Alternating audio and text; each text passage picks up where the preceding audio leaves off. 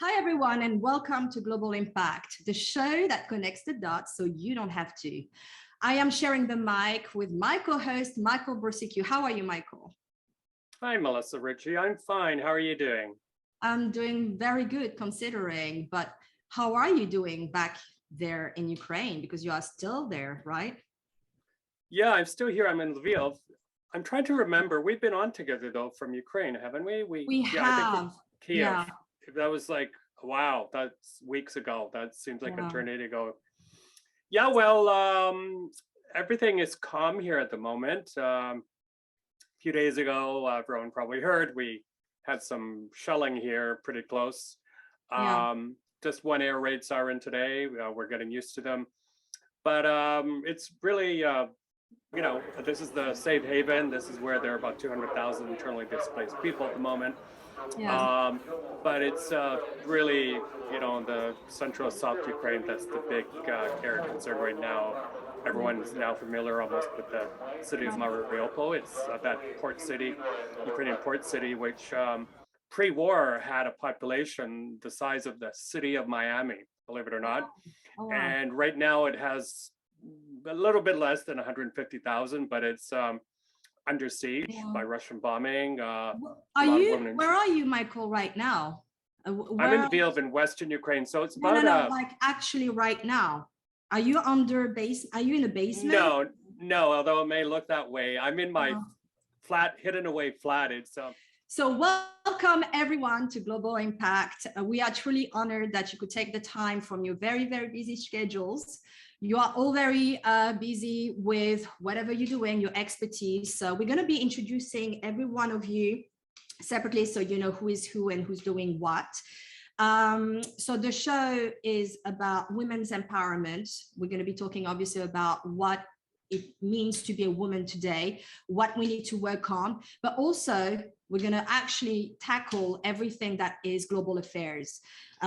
Ukraine, Russia war is number one at the moment. We're going to tackle refugee situation and many, many other subjects. You know, we'll just go with the flow. So, Michael, would you like to introduce the first guest? Dr. Syra is a nationally recognized epidemiologist in public health and special pathogens preparedness and response based in New York City. I shouldn't even have to read from the screen of her bio because we've become friends, and also she's been on Global Impact previously and on other panels I've organized. But suffice it to say that she's played a very integral and prominent role during the whole COVID-19 pandemic. In fact, she was one of the experts who predicted that there would be a pandemic, and she was part of the Netflix series on pandemics. And many people are familiar with her insight from television interviews, written materials that she's done. She's done an incredible job of public messaging during this whole crisis. So we salute her for that. And then we have right at the bottom, Dr. Nogol Andishiju. So she's a friend, but she's also an educator. She dedicated her life into education and helping underprivileged children. She has basically a nonprofit organization called One Education, One World. She's based in LA, and she's fighting for, children and Syrian refugees at the moment. We'll be talking some more, obviously, later on. Yeah, Michael? Okay, and then we have chef Jennifer Sebas, successful Houston-based chef and social media influencer, big-time social media influencer with a motivational mission. And Jennifer as well is from a refugee family and has, since she's landed on America's shores, has made an incredible impact, including raising funds for refugee issues, but also I think through her language of food, of culinary creations, has plays a big role, I think, in terms of helping people to understand about food, but also bringing people together, which is what chefs do, and someone with her big heart. And just quickly, I had the honor of being a speaker at her fundraiser in Houston. My goodness, that would have been last year already, but she's an amazing person, and again, brings all kinds of different people together for great causes. Right. And last but not least, we have Maryna Ergobach or Elgobash. Ergorbach. Elgorbach. Okay, I wasn't sure. I wanted to make sure. Who is an award-winning film director. She's Ukrainian, but she lives in Turkey, and she's amazing. She had her latest movie Klondike just got the prize. The directors, you won the directors. Best director. The director one, yeah, at the Sundance Film Festival, and also she had a prize at the Berlin Film Festival. So you're doing amazingly good right now. Your movie is actually about the war with Ukraine and Russia, so it's very timely. And we'll be talking about all this. But you also you have an amazing relationship with your husband, who happens to be also a filmmaker. You make movies together. Your team. His name is on screen. Yeah, I can tell. I was gonna say, shall we or shall we not? Because he's not here, but it is a women's panel. Mehmet, is that his name? Mehmet, yeah. Actually, Bahadır, his father's name is Mehmet, but Mehmet Bahadır is also possible to say. Right. So, and you work together as a team. So it's amazing to see that, you know, like how men and women can come together and create art and raise awareness and talk about issues that are pretty heavy and, you know, just raise the world's awareness. It's amazing. But we'll talk about all your movies and everything, your point of view, and there's a lot to say. All right. So now that you all kind of have a general idea of who is who, I think we're going to go straight into the matter and the Ukraine-Russia war. It's been all over the media right now. Well, we're going to jump on Jennifer, because Jennifer, you are yourself a survivor and a refugee from the Rwanda genocide. We'll be talking about it some more later on, but you have been also very outspoken about the Ukrainian situation, the war. I mean, I was checking actually that video that was posted yesterday, and it's pretty, you know, you took a stand here, and I think it would be interesting to talk about it and see where you're coming from. So you've been outspoken about the Ukrainian refugees and mentioned recently the controversy of selective immigration based on color and race. And can you develop more on this? And my question is, are there double standards on how refugees are being treated based on their ethnicity and color in Ukraine right now? Oh, yeah. Thank you so much for having me. You know, what a great question. Yeah, you know, I feel like there is actually a lot of double standards in race and color in the way the refugee are being held. We are watching on social media in Ukraine, the Blacks are not getting the proper help that they're supposed to, besides the whites. So I do believe that, you know, us as Black people, we have suffered from prejudice and racism. I mean, in Africa, it's more tribalism. So for refugees to be discriminated for their skin color, I think it's really, really messed up, because, you know, at the end of the day, we're people. So we shouldn't be discriminated if you're Black, blue, or white, or, you know, Hispanic, or whatever you are.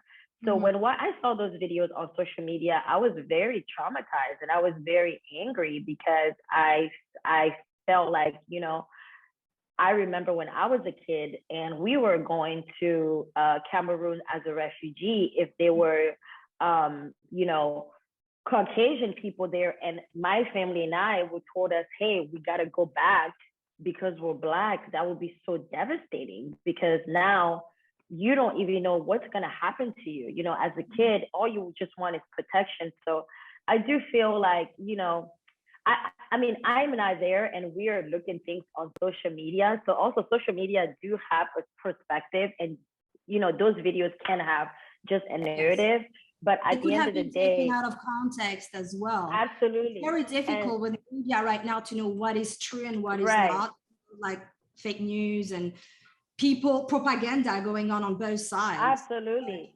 Yeah. You know, my heart goes out to everybody that is in Ukraine and have to deal with the war. You know, my family and I, we really fled from a war.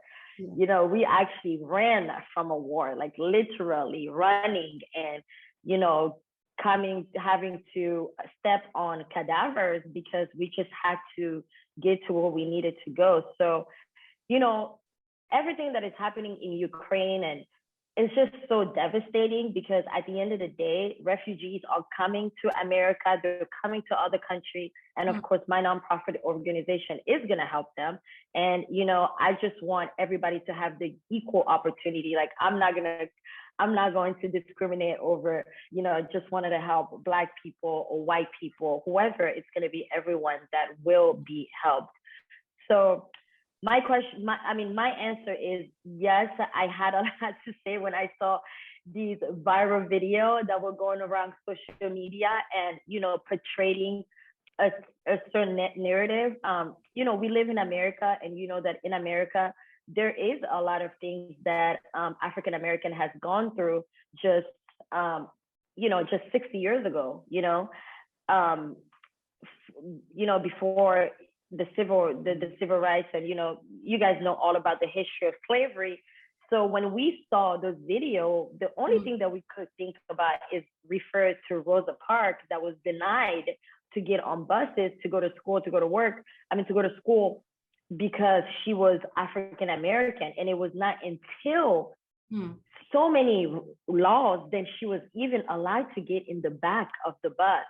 You know, so when we saw those videos on social media, I feel like all African American had to resonate with really what Rosa Parks had to go through, you know, and we were just like, wow, it's coming back to life again. And it shouldn't be like that because we're in a 21st century, you know, we've had Black presidents, we've had, you know, Black leaders. So I'm all about equality and unity. So when I saw those videos, I think I was a little taken back of what was happening. Yeah, so if I put a little footnote in here. So for the longest time, I've been telling the Ukrainians, I mean, this is way pre-war, that if they want to be a responsible member of the international community, they have to share the burden of refugees. So there were problems a long time ago with refugees actually trying to get into Ukraine and having a tough time. The number of asylum seekers processed here is was very, very small. But I think what happened recently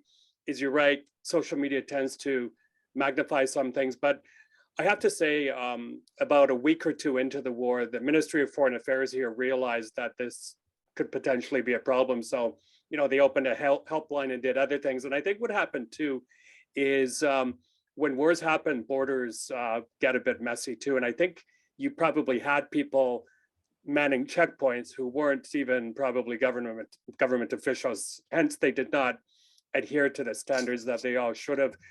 But I think my colleagues from CNN here did a piece the other day here from Lviv, and they did talk to some Africans who were here studying. By the way, a lot of folks from India and African countries do come to Ukraine because the tuition is so affordable. They have, you know, been treated very, very well. And, you know, it's a great place for them to get a high quality education for an affordable price. But yeah, they did, so the numbers were very big. But the other thing, in neighboring Belarus, you actually still have camps there with Syrian refugees who cannot leave. Actually, they're being held there because the Lukashenko government is weaponizing migration. Yeah, so that's a big mess there. But I think, just to end this footnote, government is aware of the problem. I'm not their spokesperson by any means, but I did tell everyone that this needs to be dealt with very quickly and effectively. Well, it's important to have that conversation and talk about it, because there's victim within victimhood here. There are, and that's what's sad about it, because that is unacceptable, particularly today, with everything that we went through and fought for.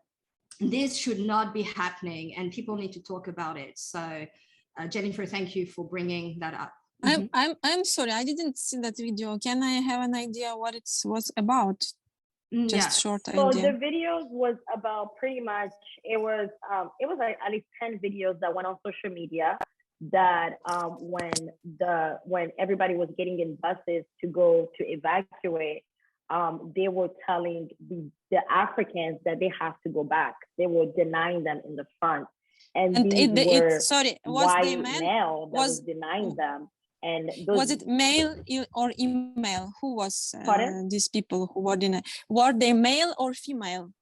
The people who were the ones not that were allowed to go to the entrance were male, but also it was family.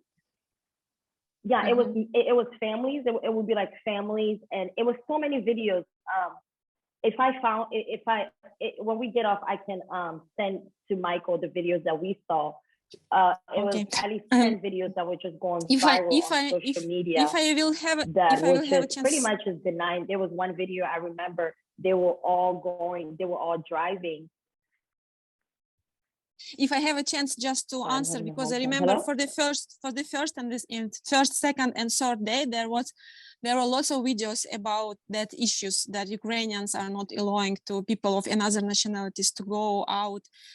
But then I was one of this person who was trying to find those people who did it, and because I'm living abroad, and we are working with Syrian refugees and with artists, and I know how important is this topic and how it's touchable to people. I'm the person who always say we are all the same, absolutely. And there were few situations when volunteers were not speaking in English, and there was a common decision to bring to evacuate children and families with the first trains. So, and there was also students who were male, and they were male of another nationalities, but they were asked to stay not because they were as people of other nationalities, but because they were young males, like yeah. And we made a video.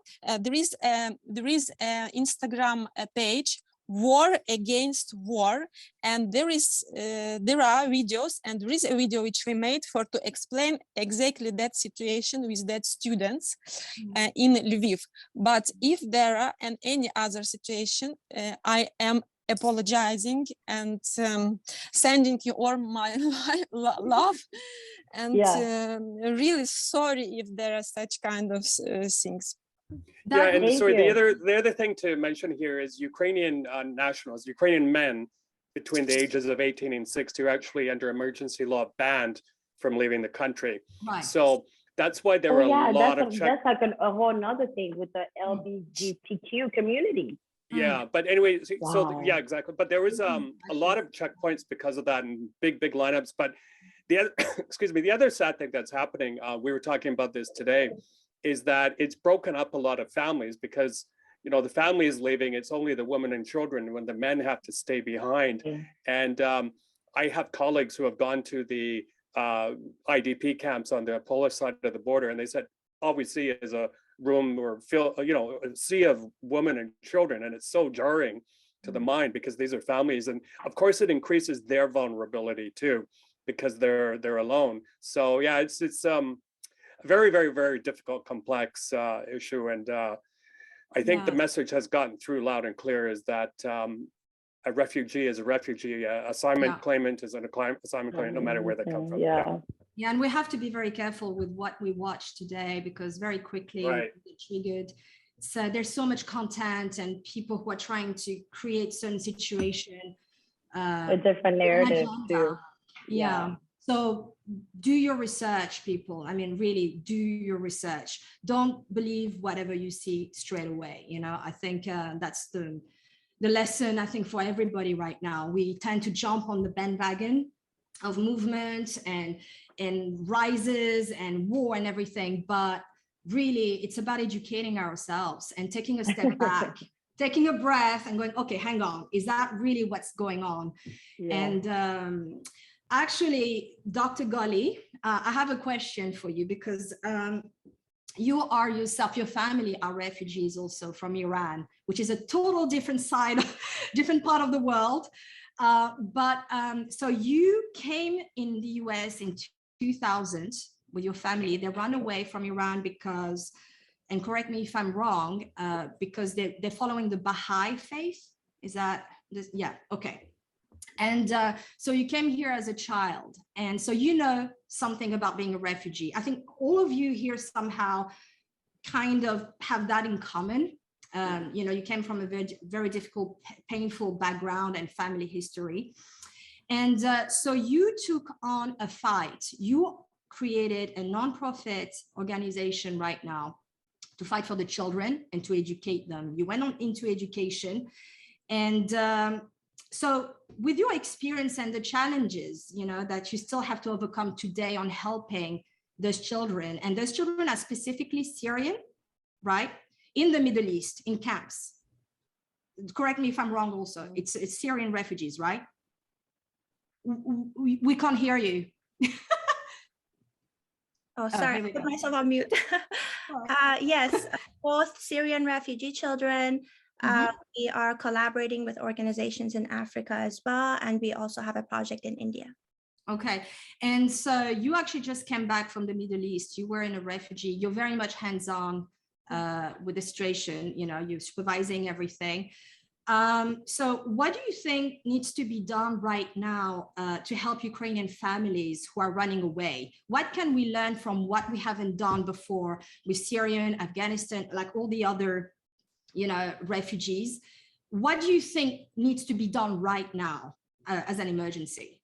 Well, first, thank you, Melissa, for having me on the show. Thank you, Michael. And I'm just so humbled to be in the presence of such strong women. Jennifer, hearing your story that you actually had to flee your country, it's not easy, it's traumatizing.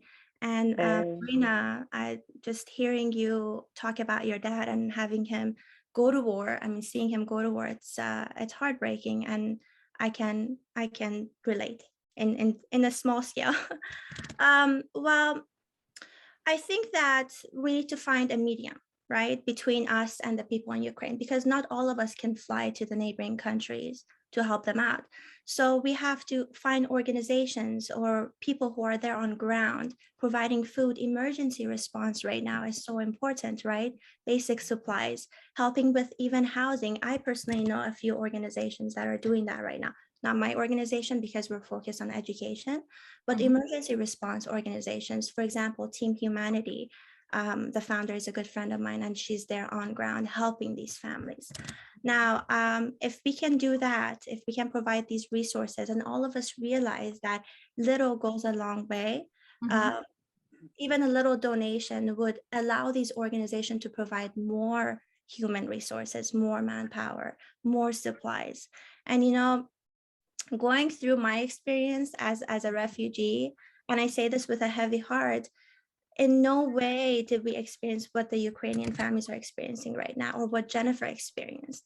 We came, we left from Iran, but having to actually flee war because your home is under attack, it's just taking it to another level. Right. Wow. And so you are dealing, so you are specifically dealing with education. That's what you provide with your One Education, One World organization. And so when it comes to education, what can the governments do to help those refugees, those children, to get you know, like integrated in a new culture, a new country, a new base? Because that cannot be, that's hard. You know, some of them, they don't even speak the language, you know, they're traumatized. So what are the steps do you think that the government should be doing right now to help? Well, first, we need to realize that when children flee war, you know, they're being displaced, and puts them a lot at risk, right? It puts them a lot at risk of all kinds of exploitations, child labor, child trafficking, and psychological trauma. So every area needs to be addressed, and we need experts on the ground. Whichever country that we're sending the refugees to, we need intervention, we need more teachers, we need more support. So government needs to really take care of the funding aspect of it, to make sure that we have enough people taking care of all these children. Like in Ukraine, about, I think, 4 million children have been displaced, and that's a large number. That's a lot of children. So how many people do we need to take care of these children, right? In the neighboring countries. So governments really just need to take care of the funding Step and it up and stop talking and start Yeah, acting, that's right? that's There's right. been a lot of talking recently. So yeah, I mean, I agree with you. I mean, there has to be more actions right now. Otherwise, we're going to have another disaster, another international disaster. For sure. Yeah, Michael, would you like to? Sure. So Dr. Syra, I had a couple of questions for you related to what's going on right now. One is more, I think, sorry, the air raid siren just went off. Here's a bit of drama for you, but I'm fine. So first question, more as a kind of mother and someone who's familiar with global situations. There's a lot of discussion happening right now amongst NGOs here dealing with migrants and asylum seekers. One is to encourage them to actually stay in what little area we have left of this country, in the safe haven part of the country, rather than go cross borders, and the possibility of having to go a long distance away from Ukraine. Do you have an opinion on that? I mean, in whether it's Ukraine or another kind of emergency situation where you do have kind of safe areas in the country, would you say it's better to try and at least temporarily resettle them within the borders, or allow them to go cross borders, because there's talk also of more vulnerability when they do go over borders?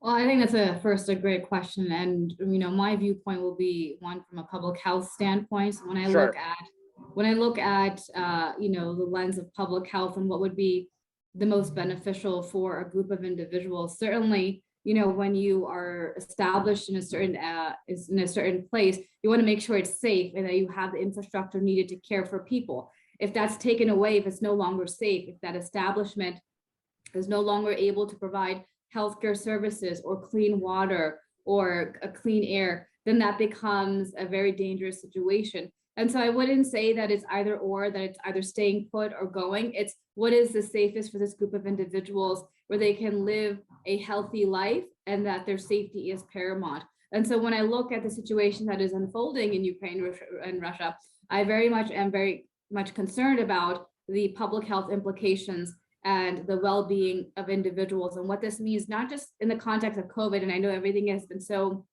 focused on COVID because we're still in the middle of a pandemic, even though many of us want to put it behind us, especially here in the US. We have this mentality that COVID is over, but it's very much not over.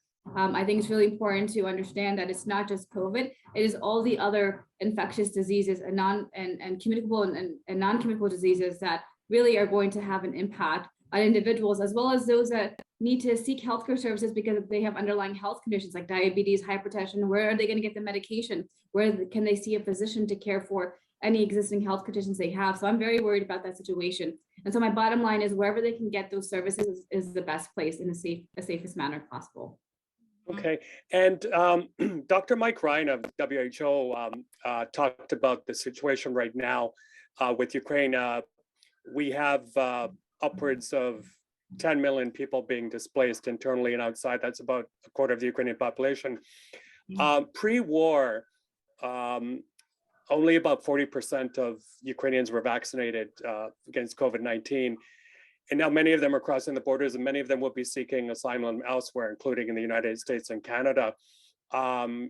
Traditionally, vaccination rates here have been very, very low.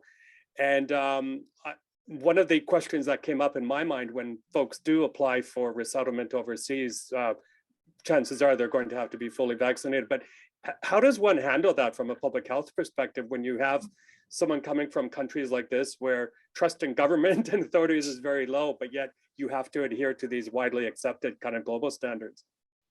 Yeah, well, this is not just for the well-being of the individual themselves, but it's also for the community at large that they're going to be integrating with and then certainly interacting with. And so when you have individuals coming from one country to another, it's almost like, I would say the easiest way to explain it is having a checklist, making sure there's policies and guidances in place and ensuring that if they're not up to date with their vaccinations, that you're providing those vaccinations to them, that they have a baseline of, kind of a health assessment that's being done to ensure that they themselves are well, and that they don't have, for example, an infectious disease that can spread to others. So one of the issues that has come up recently is obviously not just COVID, but tuberculosis and polio and other types of, vaccine preventable, infectious diseases. So making sure that immunizations are being offered. But I think you raise a really important point in terms of trust in the government, right? Since they're offering you these healthcare services, do you trust the establishment that's providing these services to you? And that really hits up on a much larger point. And this is something that I've been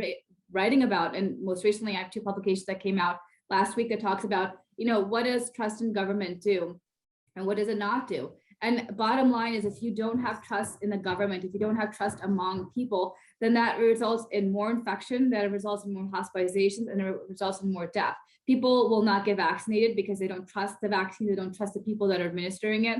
You're going to have more crisis in terms of, not just with community transmission, but people just not believing in any public health policy. So we are in a crisis of trust. And there's a lot that we can do to build that trust, right? Whether it's overseas or if it's, locally in-house. And that includes making sure that there's stability, that there is certainty in the response, that there's transparency, and that there's reliability. People don't like uncertainty. People don't like instability. And so, for example, what's happening here in the US with COVID funding on the chopping block, people very much are thinking, well, why should I even trust the government? They can't even do what's right for me, right? And so there's no certainty there. And that's what's brewing and stowing in more mistrust, and that's hurting us in the long run. But they politicize a lot, COVID, right? COVID has been politicized, and a lot of, the government is posing as scientists. And that therefore where lies the problem. I don't know what's your take on this, but you're a scientist, you know about, like viruses and everything. Shouldn't they leave it to the scientists and get out of it and just follow, like the consensus of science rather than just constantly like making it a polemic and everything? What's your take on that?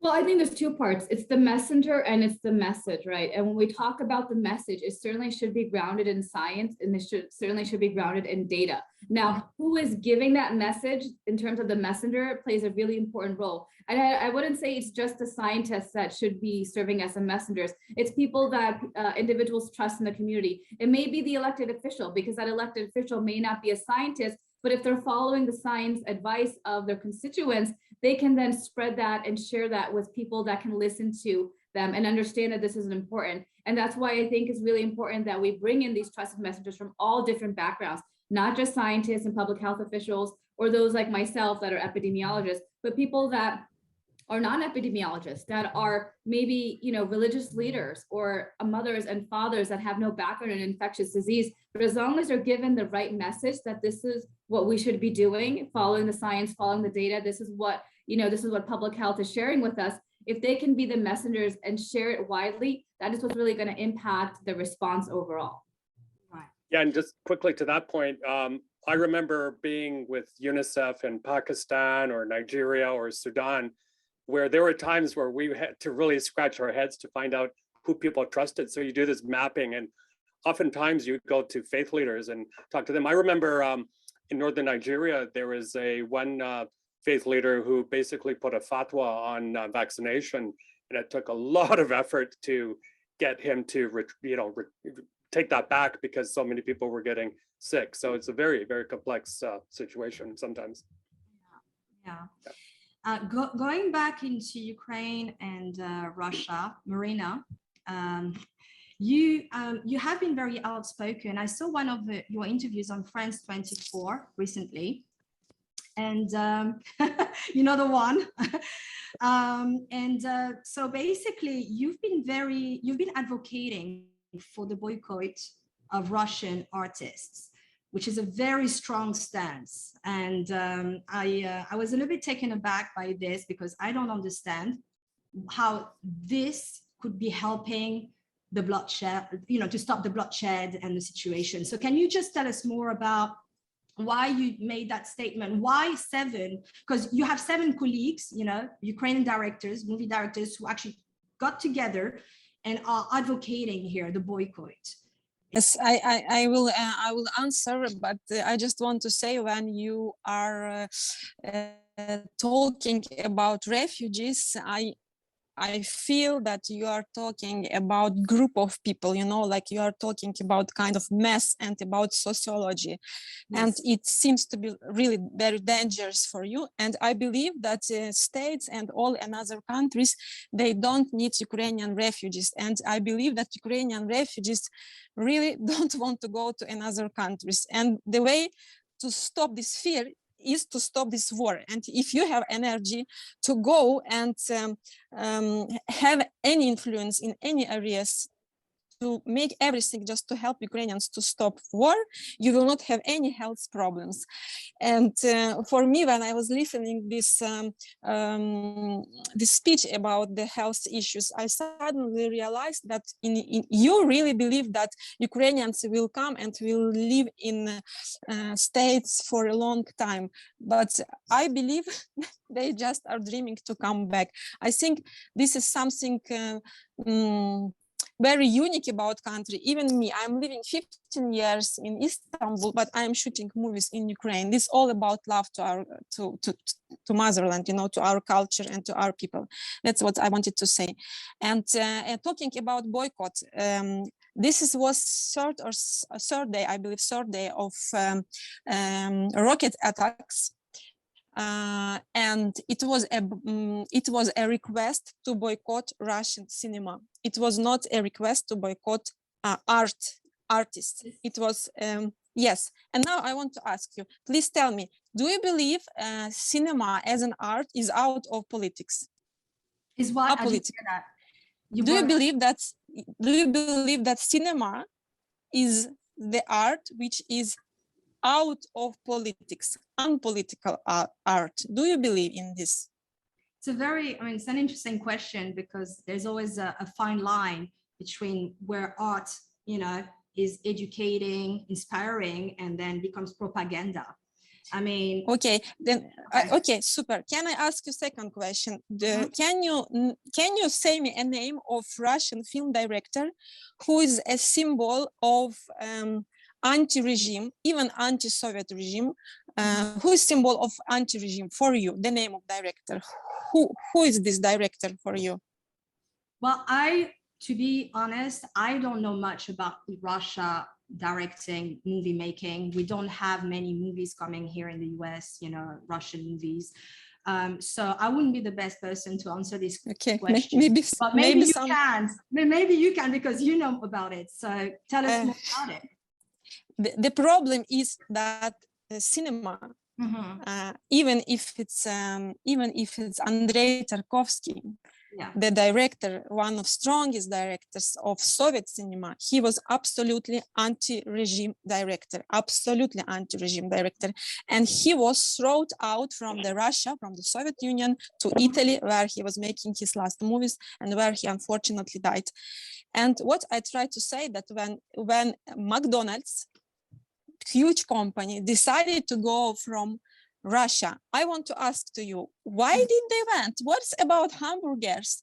How not existing of hamburgers in Russia can stop rockets? Can you answer me? What about Chanel? What about all another companies? Why Renault went from Russia? I want to ask you how it will stop rockets. You know, it's all about position. And what was for us in Ukraine heartbreaking, we really didn't understand how our colleagues with who we were in film festival, with who we were talking about human values, about everything, all people are equal, human life is the biggest value in all the world, how they supported by money of Russian Federation, because there is no independent financing of Russian cinema, how they were not first coming and saying we are against war. We think when our country who financed our movies now, same government is bombing. Because there's been a lot of polemic here with so basically a lot of Russians are protesting in the street and are getting arrested right now. I mean, there's videos of it now. Are they real? Are they not real? Who knows? But apparently a big portion of Russia is not for this war. So how is attacking Russian artists or Russians in general, civilians who are in a way victims of Putin's regime and have been brainwashed for so many years through propaganda, you know, like a communist country. I mean, you would know, you grew up with this. How do you work with this? Because it's in some ways, from my position, I see them as a victim too. So how is that going to help Ukraine? I will tell you, there was a Maidan protest in 2014 when Viktor Yanukovych, the ex-president of Ukraine, didn't want to continue European choice to go after Ukrainians to go to Europe, to European Union. What happened?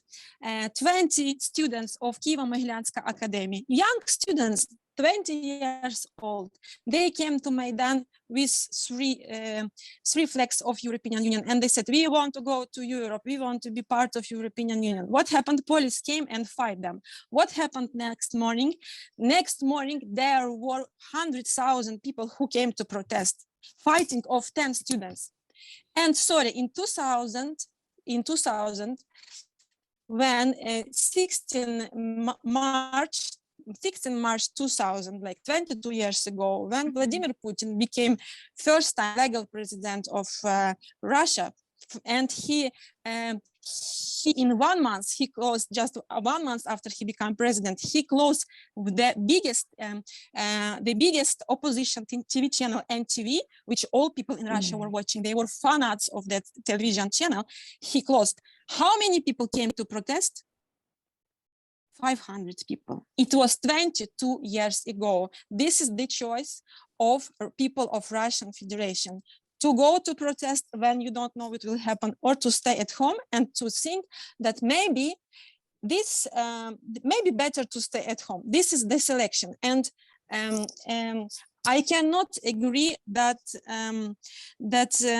we are how would I say, in this selection way, I cannot agree that we are like same people, because it's very obviously in last 10 years, we are living Maidan, we are living in war, we are living in occupation of Crimea, occupation of Donbass. And for this 22 years, since Vladimir Putin is the president of Russia, Russian people just are selecting their choice just too afraid. There is the only Navalny who is non-stop shouting. I'm just going to jump in here for a second. So yeah, you're right. Actually, every Ukrainian I talk to here, and I was here in 2014, reminds everyone the war here has been going on since 2014, when they invaded Crimea, when they illegally occupied the Donbass. And actually, the other day I met a couple, and Dr. Syra, by the way, I know we're coming up to the 1 hour mark, so we're going to do the last probably General Robin question, but I met a couple the other day that they were in the bomb shelter here. They lived in Crimea until 2013, 2014. Then they had to flee because they're pro-Ukrainian. And then they moved to Kharkiv in the east of Ukraine, and they just had to flee there because it's not safe. So now they're here, and we had bombs fall here the other day, very close. And now they're thinking of fleeing another time. So displacement is huge. And one more thing, you said something very important, Maryna, is that actually you're right. A lot of the Ukrainians don't want to go to other countries.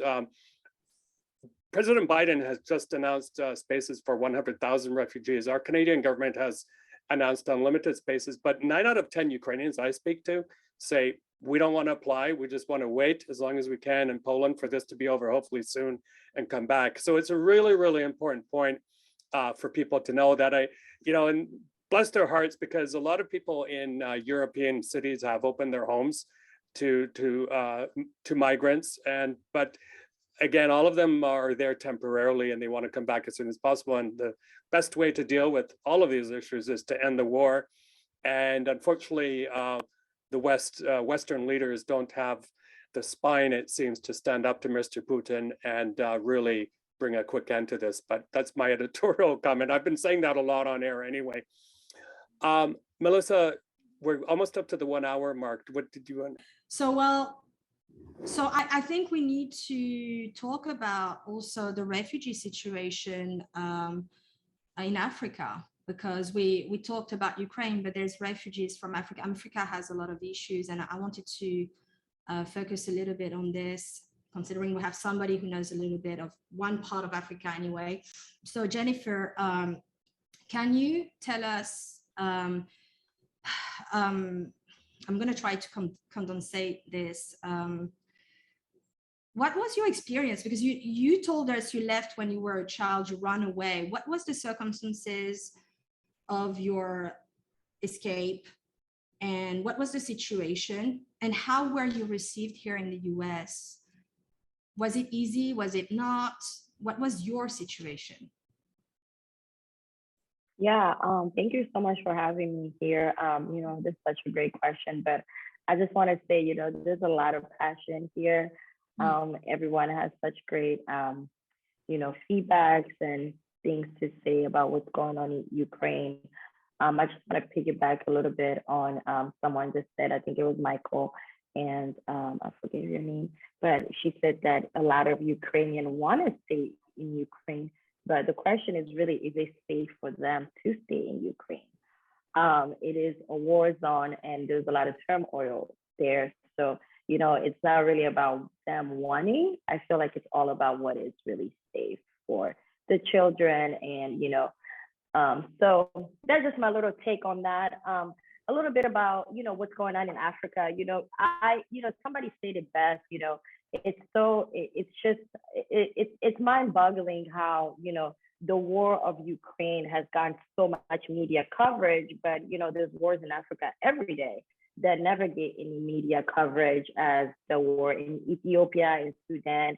You know, there's, you know, this is why, you know, a lot of people make these comments like, hey, you know, America only care about Western countries, but when it comes to Africa, it's not really the same, the same love that they give. So, you know, when I moved to the United States, because of the genocide of Rwanda, that was a very huge war in Africa, one of the biggest actually genocides that happened. Millions of people have died. And, you know, it was really overnight the way it happened. You just, you know, my father was a diplomat for the Democratic Republic of Congo to Burundi. So one day he was driving back home with his friend, and his friend just got murdered in front of him. So that was really the beginning. And when his friend got murdered in front of him, he had to drive his friend's body to his wife. Very traumatic. So as soon as that happened, we had to flee. He had to flee to Congo. He had to go right to Congo. So my mom and I, we stayed a couple of months to pack and stuff like that. So we joined him. As soon as we joined him, you know, we lived in a very nice neighborhood, but they knew that he was a diplomat. So the rebels started coming to kidnap him because of who he was, and they wanted money or whatever. So he was in and out of jail 3 times. And I remember there was a time that we really had to go because they were just bombing that city. So we had to run away, and this family took us in for like a day and a half. After that, we had to go to a refugee camp in Kinshasa. The United Nations. Huh? What was that? I didn't hear the. We had to go to a refugee camp in Kinshasa. Okay. The United Nations has given 1,500 visas to refugees from Congo to come to America. So we went to the refugee camp, lived in Cameroon. That was a great moment for me because that's whenever I really picked up my culinary skills. We weren't going to school. Then we moved to Austin. Austin was great. You know, relocating in America is very hard because you don't know the language. The ESL system is not the best. You know, you go to these classes, you learn more Spanish than English. You know, it's really hard to start and to get those tools. And this is really why Sebas Foundation is in place. My foundation, I want to be able to give tools to refugees in order for them to be successful. I do believe that refugees don't have a lot of tools here. You know, they're the most underserved nonprofits in the United States, in my opinion, right? You know, there's a lot of nonprofit about crime, about, you know, so many things, but there's not really a lot about refugees besides the United Nations and, you know, more like Catholic churches and stuff like that. So, and they don't have a lot of tools. The government don't, you know, even the local government don't really do a lot with refugees. So it is hard to relocate. You have to think about the language where you're living, you know. Most of the time you don't know, you have no American education. So your startup jobs are low income jobs. So you have to live in a low income neighborhood. So all of these things really do affect the future of these refugees and their family, especially somebody like my dad that was a diplomat. He had such a great life. Now he lives in, you know, not the really best neighborhood in Austin when we moved, you know. So you have to teach them about credit. These are the things that nobody teaches refugee. When you move to America, you come in for 3 months, you're on food stamps, you have Medicaid, and after that, you're just on your own. Right. There's really not an extended program to say, hey, okay, after you come after 6 months, how can we teach you to get to build your credit? How can we teach you how to compete in the stock market? How can we teach you all of these tools? You know, how can we teach you how to budget so you can buy a house? You know, these tools are so important, but they're not. There's no access to them.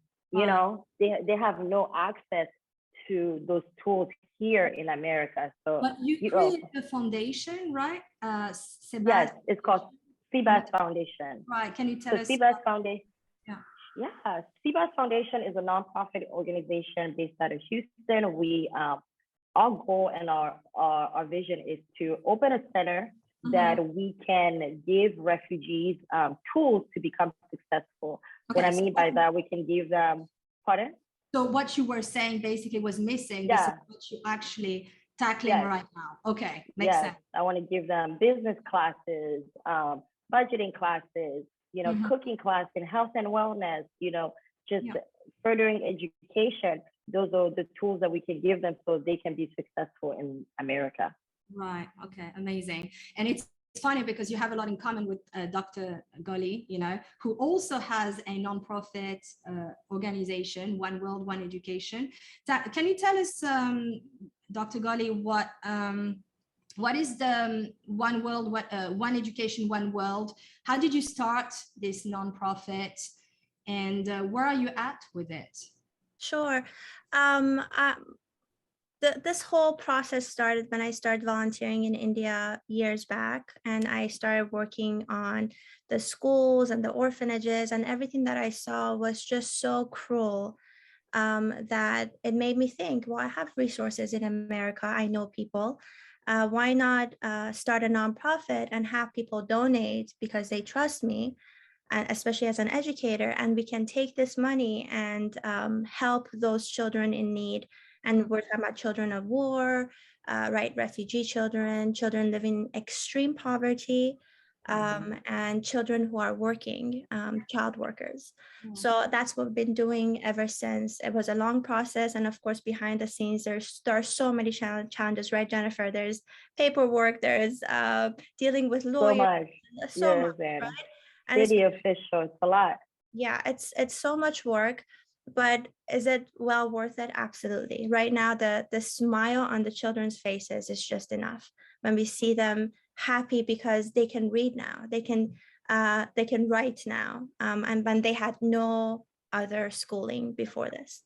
So that's where we are with this. Yeah, and I keep meeting more incredible people, men, women, who are willing to collaborate, and that's exactly what I think what life is about. Yeah. Well, maybe you two can collaborate. Yes, absolutely. I'm going to get her number soon. Yeah, beautifully said. Things. Thank you. And Maryna, gosh, you are an award winner. You won an award for Klondike, your latest movie, which is about the Russian and obviously Ukraine-Russia war in 2014. Can you tell us more about the movie? Because the protagonist is a woman, and a pregnant woman. Why have a woman as a protagonist for a war movie?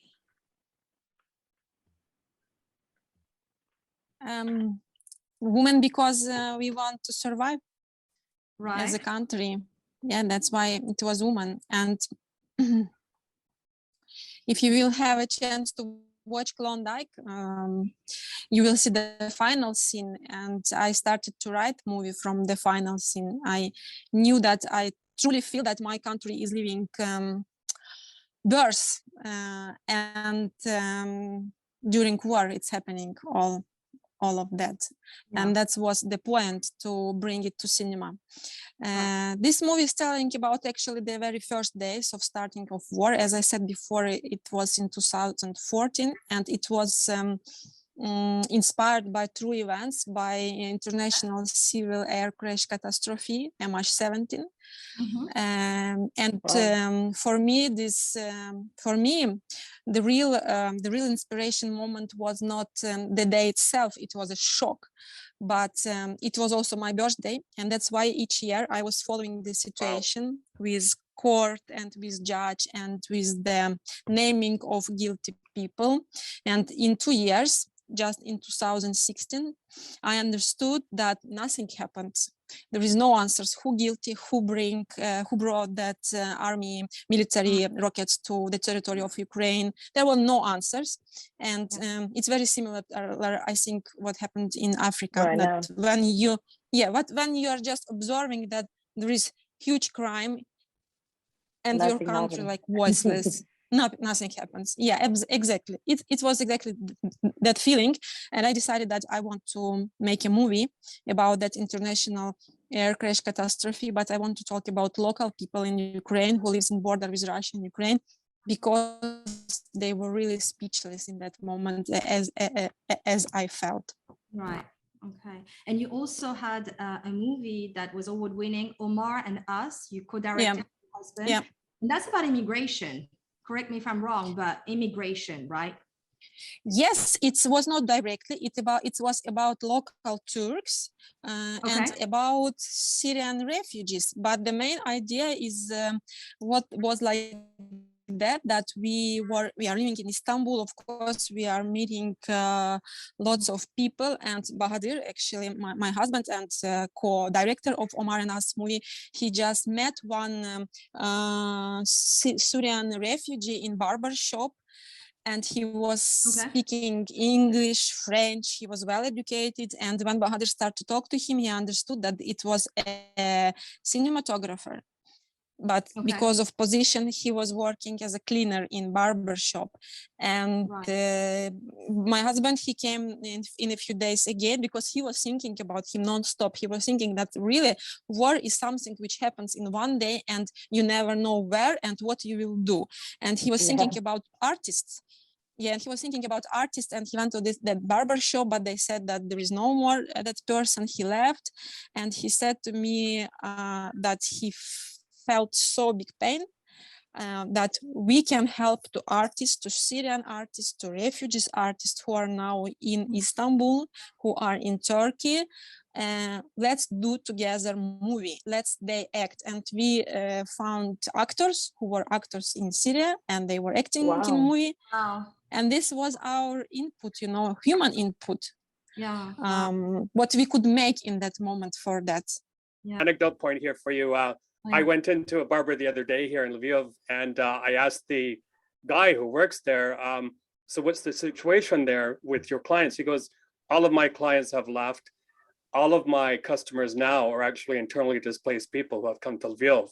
And so now he's, servicing them. So it gives you an idea of how things change very quickly. But it can happen in a flash overnight. Work can come into your backyard and with very little warning. Yeah. It's I love, by the way, Turkish cinema and TV shows. I'm a big fan. I'm actually addicted to it. It's ruining my life right now, because those TV shows, they're gone forever, and they're like 2 hours each episode. So you can imagine, like, I'm spending my weekend stuck to my screen. I love it. I have to check if they still show that series in Russia. If they do, I will boycott. It's funny because Maryna, it's fascinating. I have a question for you, since you are, like a director in Turkey. It's fascinating. Obviously, Turkey is mostly Muslim, And they have channels that are very conservative, where kissing, touching is not allowed between a man and a woman.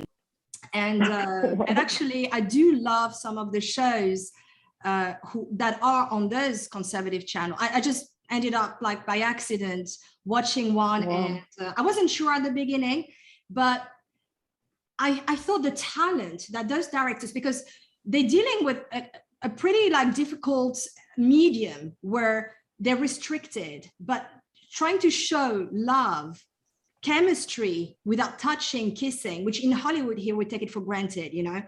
It's like, okay, there's a sex scene, there's a love scene, a kissing scene, easy. But in Turkey, you cannot do that on some shows. So tell me, you as a movie director, what's your take on this? How do you,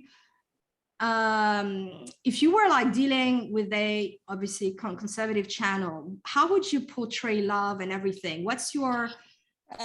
do you know, we have a Klondike movie which is not conservative, I would say, because there are episodes, scenes which are very realistical. And one of the channel, TRT, actually the biggest conservative channel probably about who we are talking, this is the co-producer of movie.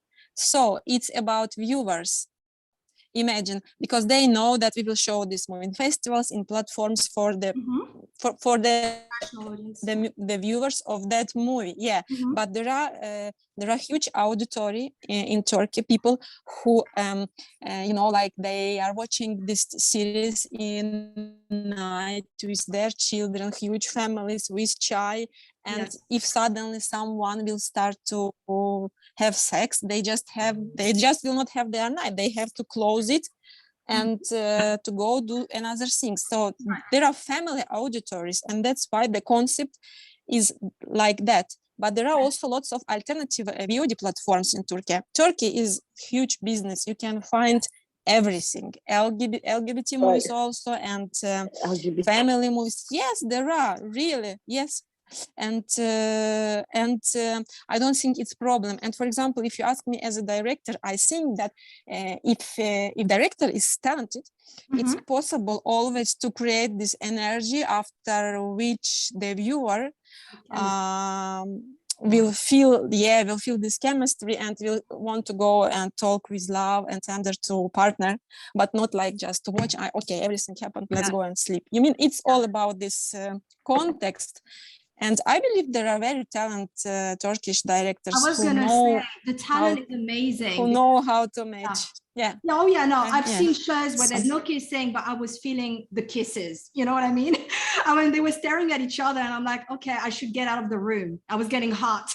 So this is just a talent right there. Like directors being able to pick up the right actors and the right chemistry to make it work. That's a talent in itself. And I think in Hollywood, we're getting a little bit lazy. We're relying too much on showing or technicalities or FX. And I love that in Turkey, it's very much about still storytelling, families, it's character driven. And they kept that. And I think it's amazing. I just wanted to give you my 2 cents, you know? Okay, I will tell to TRT. Yes, and if you need an actress, I'm here, I'm kidding. I can't speak Turkish, I wish. But you know what, Maryna? Maryna, do you just do movies about war, or do you do like all type of movies? Do you direct all type of movies? I always dreamed to do child films, art house child films, but it's always happening something around me which I cannot ignore. You know, it's Syrian refugees, and my heart is broken. And now the situation in Ukraine, and before also.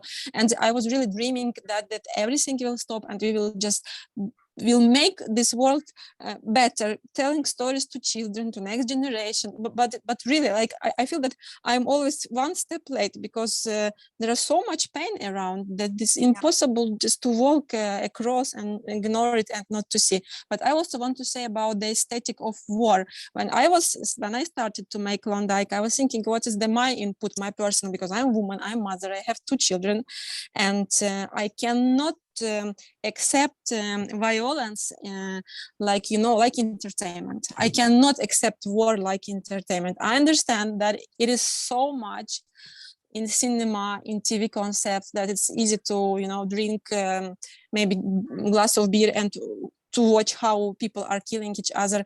But for me, it was a challenge. I really wanted to do a movie anti-war and without promoting this war aesthetic.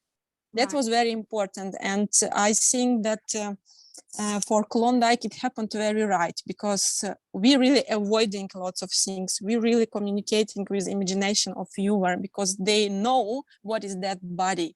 I should not show them 100 times that body for the viewer to understand that there are dead bodies. You know, you can feel it as a viewer. It also can give this tension to you. And I think I am actually now working on this children project. And when I was developing it, I understand that I have to prepare myself to win children computer games, because they are all fans. So this movie should be much more creative, much stronger than that games. And I learned all of that games, and I understand that nature of that games is war, because they're killing each other. Yeah. And now I'm making this research with children after war, and I'm asking their parents what happened to children, what they are doing. Do they play these games? Because they really understand that there is real war. What do they do? And unfortunately, they do play, because they feel themselves powerless. They feel they are very angry, and they need a place, you know, to trash it. And really, I think that this is very dangerous. It's very dangerous. So I'm going to jump in. Speaking of danger, but making the world a safer place, I had a question for all of you. And it goes along the lines of something like this, that the UNICEF quite some time ago did studies, and they said when you have women leaders, female leaders, they make more family-friendly, community-friendly decisions. That's just the way they are. When we've seen this in various countries around the world as well. I think New Zealand being one.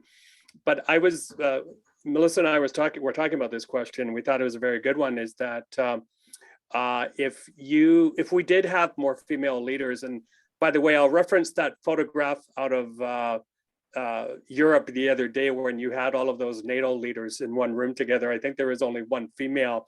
Goes to show you that it's still a very male-dominated process. But if we had more female leaders, do you think the world would be a much safer place? And I think we've lost Dr. Syra. So, Maryna, since you're on the screen, or do you want to kick off with that one and tell us what you think? It's pure idealistical idea, like children art house films. I feel myself very close to this. I am sure that there should be more women in political top levels, you know, not only in organization or secretary places, but in top.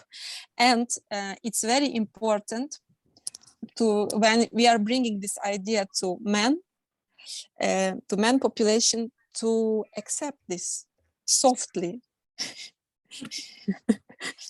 without any arguing, without any, you know, finding new reasons why not. Just accept. Right. What about you, Jennifer? So my answer is different, but you have to hear me out. I don't think there should be more women leaders, because I feel like women are more emotional than logical. And I think when we think about wars and making a very hard decision for a country, it has to be based on just A, B, C. It can be based on, well, I feel like this is the proper way to do. I do believe that women should have more leadership role, but I do feel like in politics, it should be more men dominant. That's just my opinion. Oh. Okay. Because I do feel like women are a bit emotional, sensitive, and men are definitely different than that. Yeah, I think there's in both genders, there's strengths and weaknesses, I think, and we should probably, we could learn from each other, you know. Yeah. And I think Right, absolutely. the men could learn from women and women could learn from men. Can learn from And it's men, not yes. about one gender trying to beat the other one. It's about maybe No. just getting together, you know. But Yeah. But I also do believe but- that women make, you know, I go by just like biblical, right? I'm a Right. Christian. Yeah. I do believe that a woman was made in a rib of a man, right? So a man is always the leader, and the woman is there to help him become the better leader. You know what I mean? So I do, that's why I say I do believe that we should have leadership positions, but it should be the man making the final decision. Okay. Why? Maryna, you want to jump in? No, I'm sorry. May I jump in? Yeah, everybody's gonna have a say. And I'm not here to say That's just the way, you know. No, I respect that. I absolutely respect that. And the way I think about this, I think is in light of equality of men and women. So I think women leadership is certainly underrepresented, and globally we do need more female leaders, but I do not wish for a world where only women or only men dominated. I always grew up with this perfect analogy. I'd like to share that with you, with my upbringing, that, you know, men and women each represent the wings of a bird, and the bird cannot soar if one wing is broken, right? And I think this explains it really well for the hope of eradicating violence, crime, and war. And I think both men and women need to work alongside each other, just like Melissa said. And, you know, we all have our inherent natural qualities. And the problem right now is that women are trying to break through this glass ceiling, which puts them at a competition with men. And this can only adversely affect the outcome. So competition, right, and competition we know breeds violence, and that is what we are trying to avoid in the first place. So in a sense, you could say that this inequality between men and women in leadership is really affecting the outcome. That's the problem right now. Yeah, I think at the end of the day, more diverse leadership, not only men and women, but people of different backgrounds as well, would really make a big difference. And also, speaking to women, I also have heard women tell other women that we also but you guys have to. I have to be careful how I say this, but the women have said that they need to do a better job of supporting each other. Yes, I agree. Men and I'll probably get criticism from men, but too often men just end up supporting themselves, promoting themselves, their male colleagues. But there's a lot of rebalancing to be done there. There's this whole belief, it's biology. Men are providers and women are nurturers. Hormonal. And I know what Jennifer is getting at with the whole conservative thinking of the genders, and where everybody should have their own place accordingly to what they are born with, you know, preset hormones that makes you, guys, testosterone, they just want to fight. Women are here to calm them down. So I think it's all about balance things out and understanding each other rather than trying to constantly be at each other's throat and changing each other. And there's the whole conversation about the LGBTQ, which Jennifer, you also had pretty controversial thought about it, because you said you could not understand transsexual, but you could accept them, but you cannot. I don't understand them. Right, because I am a Christian, and I just don't understand it, but I will be your friend. I will be your love. I will be your best friend, not your lover. But I will be a friend. I will hang out with you, but I just don't understand you. And that is okay to not understand them, because I never experienced that. Right. You know, but a lot of people say that they understand them, but I love them, but I just don't understand, because I've never experienced that, and I don't think in my Christian value is right. But isn't that tolerance also? I mean, do we need to understand people to accept people? No, I don't think so. I think you just have to accept people for who they are, you know, like everybody accept others. And that's really where I take also with the LGBTQ. I accept them, but I don't have to understand who they are. You don't have to. I mean, you don't have to agree with it. And this is right. the problem we have in the world is to agree. With, I mean, no, we have to just, right. People need to let people be whoever they want to be. Right. And, you know, I do believe, you know, when I was making that statement, you know, I do believe that when you're born a male, the government should not accept who you choose to be. Yeah. That was my take on that. If you're born as a male, the government knows that you're a male. If you want to be a female on social media in your whole life, that's okay. But on paper, they need to honor what you were born as.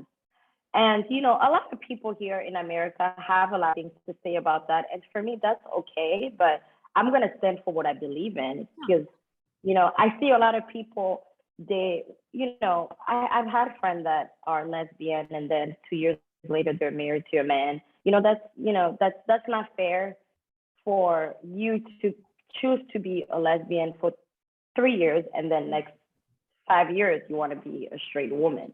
You know what I mean? So I don't think the government have to also deal with your whatever you want to be for that time. Right. What about you, Golly? What's your take on? Oh man, this is such a sensitive topic. Yes. You know, I think back then when I was younger, everything was black and white. Everything was either right or wrong. And then I started traveling, I started reading a lot, and I started to meet so many people from all walks of life. And I just realized that my truth is not necessarily someone else's truth. My right is not necessarily someone else's right or normal for that matter.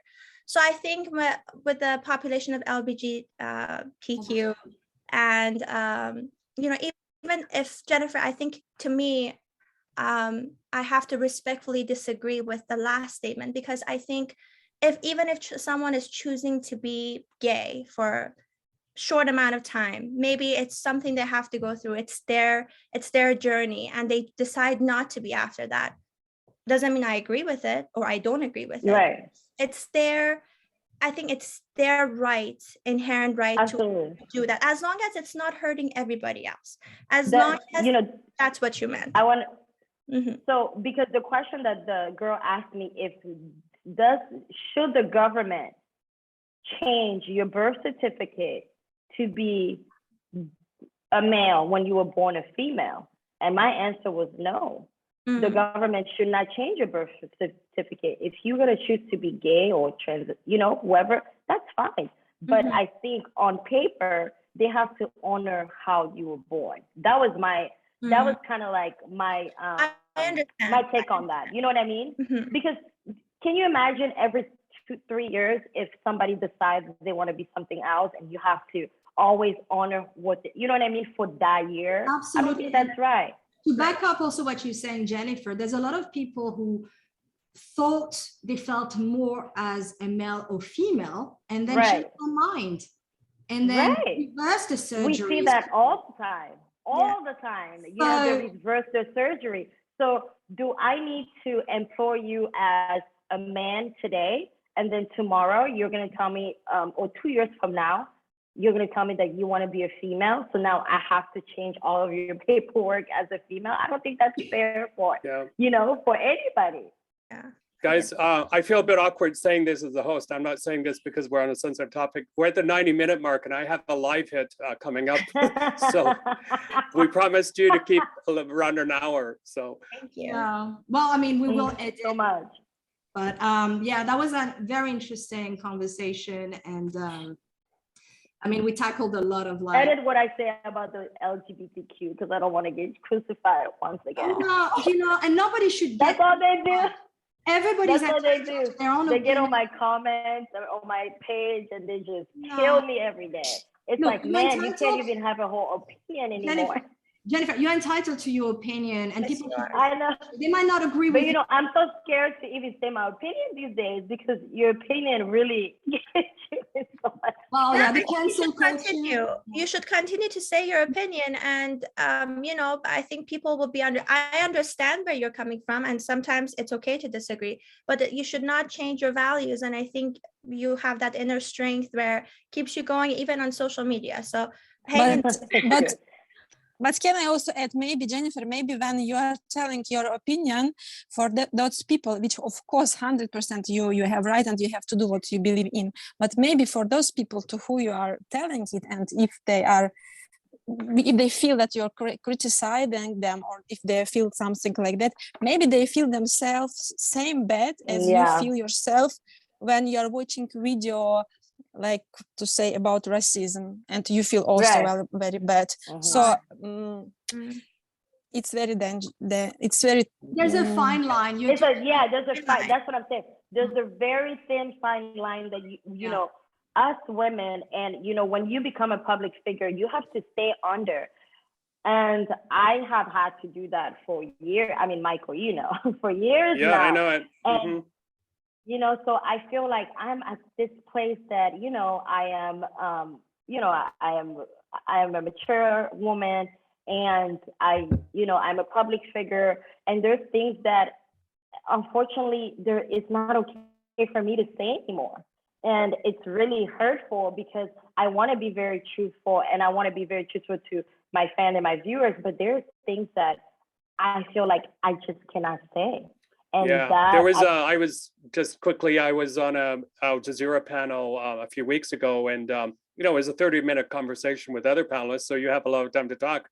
But what happened, someone edited out for something like 9 seconds of what I said about refugees, and it made it sound so something I'm not, insensitive. And the reaction on social media was immediate, and it went round and round and round and round, and no matter how many times you try to correct it, it's so difficult. So it's very tough. Exactly. It's, you know, we live in such a sensitive world today. And you Jennifer, know? I think it's not just the sensitivity, because we're leaders as well, and we're meant to inspire, and we're meant to reach a population, move a broader population.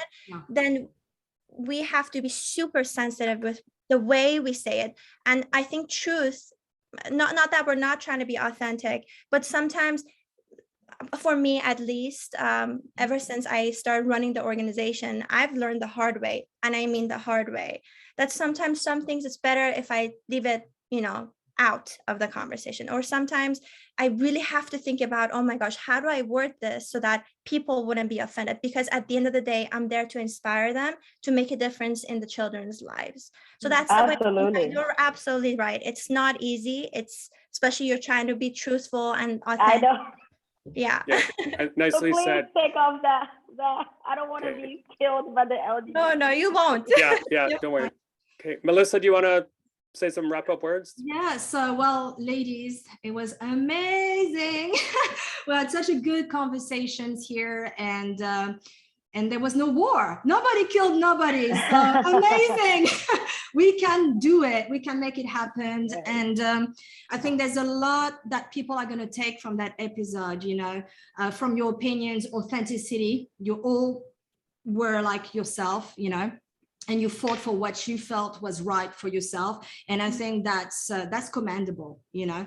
I think just that makes you already like an inspiration. I mean, I look up to you, and whatever you said, I might not agree, but I'm like, that energy, that fight, that drive is what we all need right now. We need to fight for what we believe.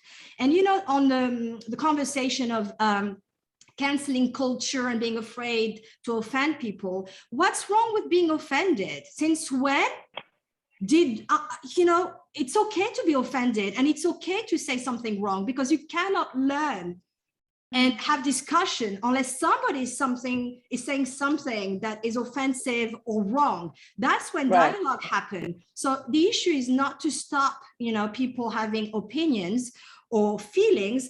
It's about how do we deal with those opinions and feelings, and how we communicate with each other, you know, and how we learn from each other. And that's where I think the challenge is.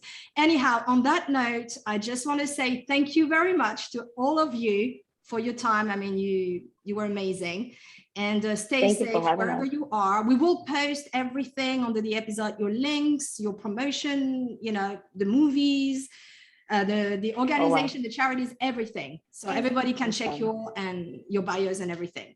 Yeah, so thank you from myself too. And you're very inspirational, and salute your work, your hard work, everything you do. And we hope to have you on again sometime. Yeah, thank you both. All right, take care. Bye.